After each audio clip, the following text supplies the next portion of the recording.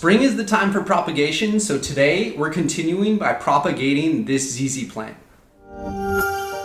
To do this, we're gonna need some sphagnum moss with a Tupperware, potentially a lid, that's optional, sterilized scissors, optional also is a rooting hormone, and of course a mother plant to take cuttings from. We'll get started by soaking our dry sphagnum moss with some basic tap water. Tap water is a pH of about 7 or 8 typically, and sphagnum moss remains about 3 to 4, which is really acidic, and we're kind of aiming for about 6. So we want to add in a bit of water to kind of neutralize that pH a little bit. So we'll just make sure that all of the moss is soaked with water. Ideally, you do this for a few hours, potentially 24 hours, but you don't really have to do it that long. You just want to make sure all of the moss is hydrated. Now we'll just pour off the excess water.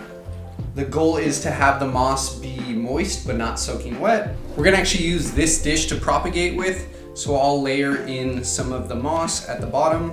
The goal is to kind of create like a terrarium, a really moist climate in here. Next up, again, this is optional to use rooting hormone, but if you have it, it's a few bucks. I'll link all of these products in the description to get on Amazon or wherever you'd like, but we'll put a little into the cap or somewhere outside of the bottle as to not contaminate the rest of the bottle after we take cuttings. We'll discard this, whatever we don't use. So just put a little bit in the cap if you're gonna use rooting hormone. It works fine without it also. It's really straightforward. You're just gonna cut right at the base of the leaf and then just dip it into the rooting hormone just to powder the end of it. Once we have it, we're just gonna stick it into the moss to kind of stand it up.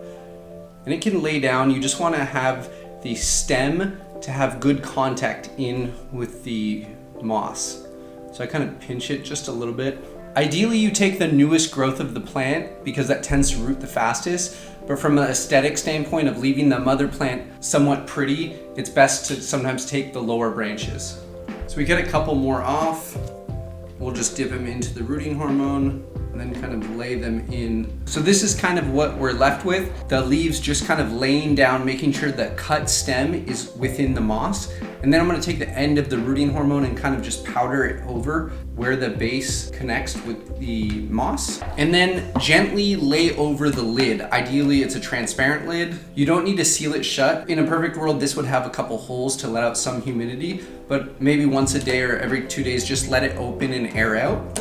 And then go ahead and place this in bright but indirect sunlight. Remember that ZZs do take a long time to grow and root. These might take between 30 and 60 days to put out these nodules. I'll show you what they look like now. These are some black ravens we actually cut off of this mother plant, and this is the nodule that ends up being developed over time. It kind of looks like a potato, and you'll first see that, and then you'll end up seeing little tap roots come out of that. Make sure to keep this humidity and the moisture of the moss pretty moist, kind of misting it. You can spray it, watering every like 3 to 5 days. And just an update on last week's LECA video, this guy's adjusting very well and has even put out a new leaf in the past week. And from about a month ago, we cut the top off of our fiddle leaf fig tree to create branching and to create a clone.